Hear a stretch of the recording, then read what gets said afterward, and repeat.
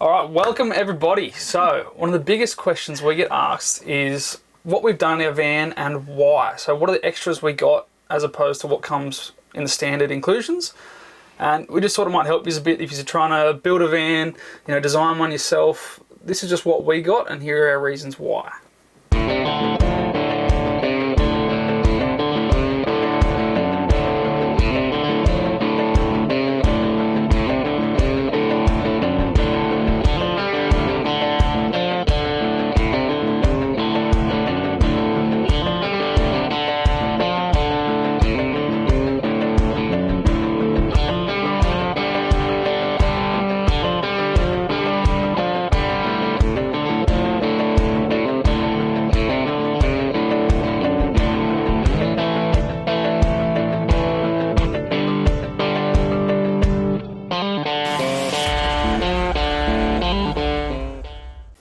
So a bit of background on us. I'm a qualified Sparky and Ash is a trained teacher. And we've been camping our whole lives. So ever since we were kids.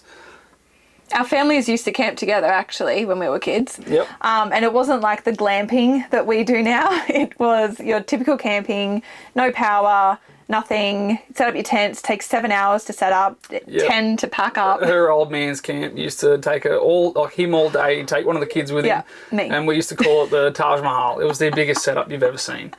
So. It was fantastic. But yeah, we've upgraded a little bit since then. We've had every setup you can imagine. So we started off in swags when we were 19. Then we went to a rooftop tent, a camper trailer, a 79 caravan.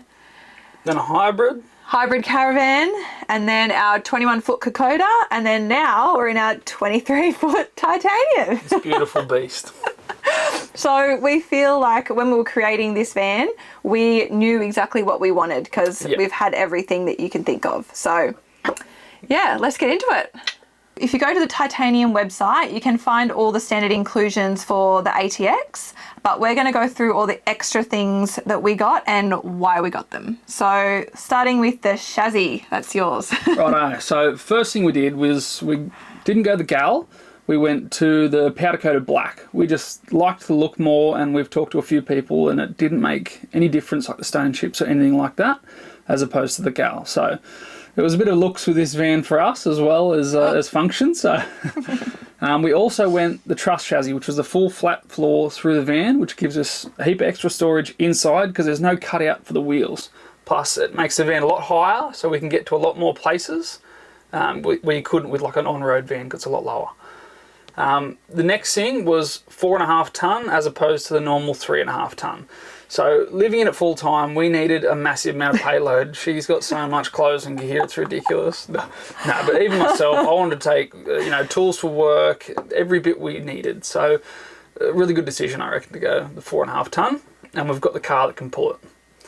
The only other thing we did at the front was upgrade the jockey wheel. We went the Boss jockey wheel. It's just so much easier. I don't need to say much about that. So plumbing in this van, we have gone for 270 litre water tanks, one 85 litre water tank, which gives us a total of 425 litres, which is our only limiter in this van. So we've got enough power to last as long as we want, but water is the one that brings us up. So the more we have, the better in our case, and we've got the payload to take it. Yep. We've got an 85 litre grey water tank, but we've gone with a grey water bypass, which with the grey water tank, if you run your stuff through all the time, it can get really smelly and stinky like it did on one of our previous vans. So we've gone to bypass that and don't have to worry about that issue at all. One little thing I did go for was an extra water tap on the passenger side of the A-frame. I was sick of when we left the car hooked up, I had to walk all the way around the car, or I can't jump over this thing, it's too bloody high. Just to have that tap right there next to your barbecue, wash your hands, wash your gear. That's a nice little handy tip, I reckon. Mm-hmm. With the hot water system, we've kept the gas Swift storage hot water system. A lot of people are going to diesel instantaneous and electric and all this sort of stuff. But for me, they're all new and haven't been tested, whereas these things have been on caravans forever and they're bulletproof. Like, they work amazing. So that one we've stayed with, and we're bloody happy we did it. Yeah. Speaking of gas, so we added a Truma gas heater in this van. we want to do some cold stuff as well, and keeping the missus warm and the kids is a must. Essential. So, we already had gas anyways because we've gone with the gas hot water, so that was just a natural step for us. Yeah. So the little ones just run in to grab a pink bowl so they can dig out in the sand. Mm-hmm. And that is the, you know, what it's like having kids trying to make a video. Beauty of filming with 3 young children. That's why these are important. Okay, moving on to the appliances. So we opted to remove the cooktop and the oven in here, and we've gone with a portable induction cooktop. So it does have its own dedicated drawer where it stays. And that also means that I get a drawer for my air fryer and my Thermomix. So it's a dedicated drawer for the right size for those 2 appliances. And it just means that everything in my kitchen is right in front of me. I don't have to go onto beds or anything like that to get my appliances out. The other cooking that we have outside, we have the Weber barbecue that slides out of the toolbox, and we also have the outdoor kitchen that has a double gas burner on it, as well as a tap and a sink and all the good stuff when you're outside. Yeah, so if you're running low on power as well, you don't want to cook on your induction inside, so you just go cook on the Weber or outside or by the fire. So we've got the best of both worlds, really. So the new tech and the old. Yeah. And it seems to be working really nicely with both of them. Yeah. The other thing that we upgraded in here was our TV. So we went to a 32-inch smart TV just to make it a little bit bigger. We have all this space here to have movie nights and stuff like that. So we wanted to make sure that the TV was big enough so we can all enjoy it together. All right, I've been asked this so many times. So what is our electrical system? So we've gone everything Enerdrive because we've got a lot of stuff over the years, but we've just found quality lasts longer and it's just the best. We've never had any issues with Enerdrive. So. No, so we've gone Enerdrive. We've got 2 300 amp BTEC lithium batteries, gives us 600 amps, which I reckon that's the minimum if you're living in it full time, doing what we're doing. We've got a 3000 watt, 120 amp inverter charger, the ePro system. And we've had some other videos where we've been pulling like 370 amps from the thing. So its performance is unreal. Like I've got people saying that it shouldn't be able to do that, but it is. It does. We did it. So solar panels. We've also upgraded to Enerdrive. So they're a little bit smaller, but the output is fantastic. So we've got 890 watt Enerdrive panels, which we had to remove the TV aerial and one of the roof hatches in here to fit that many panels, but being able to go further off grid, I think it was definitely worth it. Yep, for sure. We've got 2 40 amp solar controllers to handle all that solar we have on the roof. We've got a 40 amp DC to DC charger for the car charging and any external solar we may have on the ground. We've got a Cymarine battery management system to control, so we can see what's being used, how much water we've got, how much we've used, and it gives you actual litrage amounts, which I've found really good. You can actually see you've got 151 litres left, or something like that. Instead of just the percentages. Yeah, or just like a bar graph that goes down as it's going, like our old system was. That's very handy. And we've added 4 Sirocco fans for the inside. We like to do a lot of off-grid camping, and they are just so low power draw, nice and quiet. So it comes with 2, and we add an extra 4 for 6. All right, now onto the internal, which is your side. That's me. So we have a 23-foot van, and it's the 23-foot DT layout, but we got a king-size bed and an L lounge instead. So I'll just jump in. This layout is not a standard layout. No. We have designed this thing, and it could be the only one in this layout for all we know. So if you want the exact same one as us, just ask for the McRam layout. Yeah, they'll know the one you're talking about. The other thing we got was a mirrored shower door. That's for obvious reasons. We've got 3 girls and we spend a lot of time in there.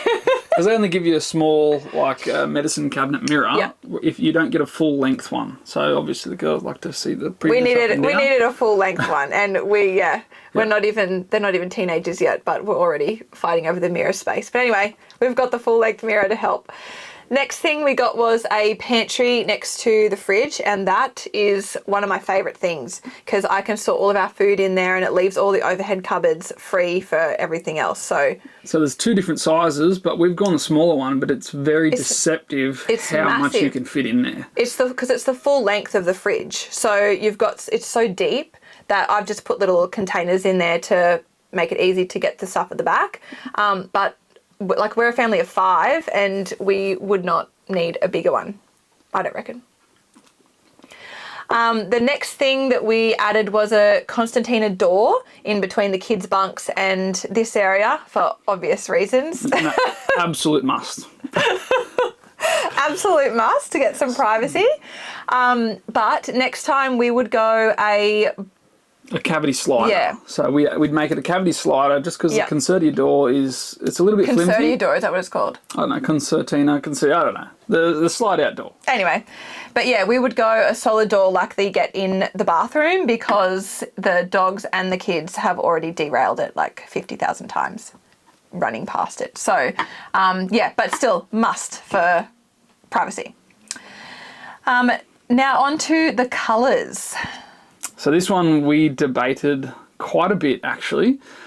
We had a lot of ideas that we were throwing between. We had some different ideas. I really, really wanted a full white kitchen, like up cupboards and below, but I can think of at least 3 reasons why we can't have that, and they are our children. Yeah.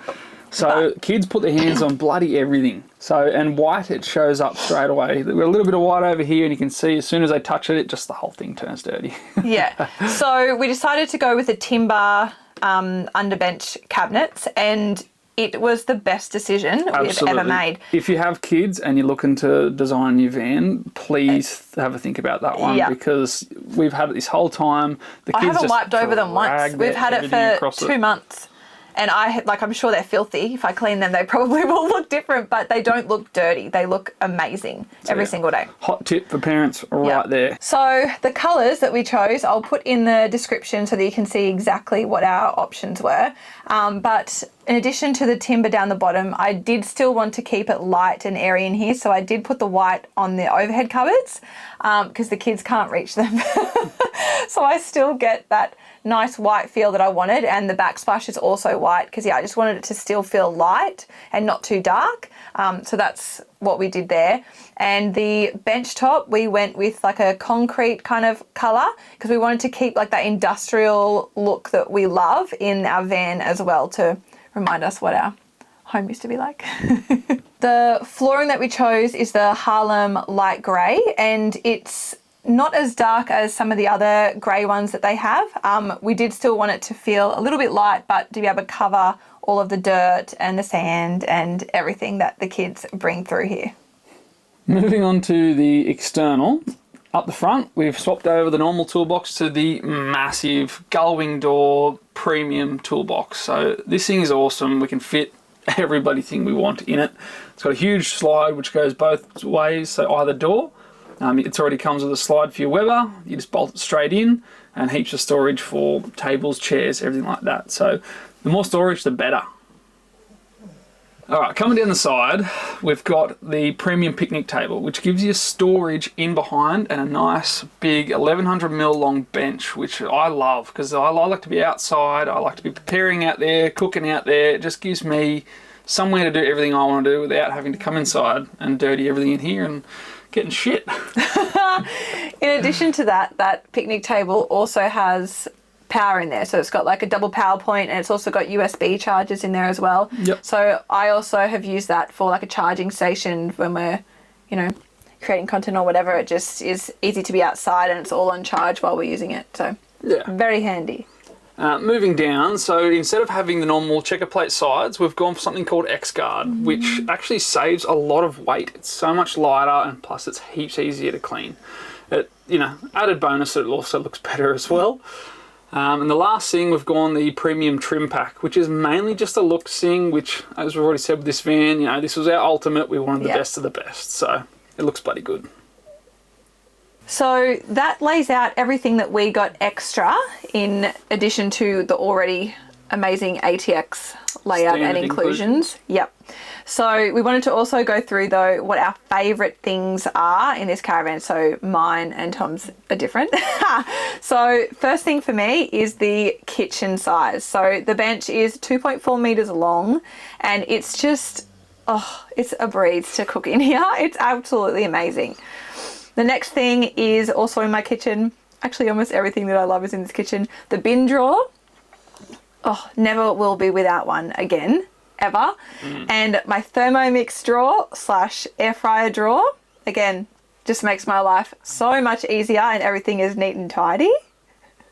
All the mod cons. The next thing is my pantry. All my things really are in the kitchen. The pantry, love it. It's huge. Can store everything that I need in there and leaves all my overhead cupboards free. Next thing is the mirror on the shower door. Whatever. It is what it is. I find it important. The girls like it too. Yes, they're always in. I don't care how that sounds. It is what it is. Yeah. What are yours? So first of all, would have to be airbag suspension. Like when we rock up to camp, I don't need to get out ramps, anything like that. Just press of a button, level the whole thing, lift it up, lift it down. It just, if you're living in it, that one just streamlines the whole setup process for me. So that's got to be the first one. The second one's a picnic table. I already said I like to be outside, and it just gives me storage for the spray for the kids, you know, some oil, everything like that. I don't need to come in and out heat. Next would be the huge front box. I'm sort of in charge of storing all the gear outside, so that just gives me somewhere to put everything I need within easy reach. Like the huge drawer, you can just slide it out, you know, have sections for everything you need. Yeah. It's bloody good. King size bed would be my next one. You've got to have a good workbench. So, no, I'm really tall and my legs always hang off the edge of a bed. So with this thing, there's enough room for, you know, us two plus all the kids if we want to have a movie night or anything like that. Yeah. Yeah, that one has been a game changer. And last but definitely not least, my absolute favourite would be our EnerDrive system. So just having the power to do what we're doing and having the solar to be able to recharge it is an absolute game changer. So we can just go further. We can go wherever we want and we don't have to worry. Well, we've had the van for 8 weeks and we have not had to plug into power once. Yeah.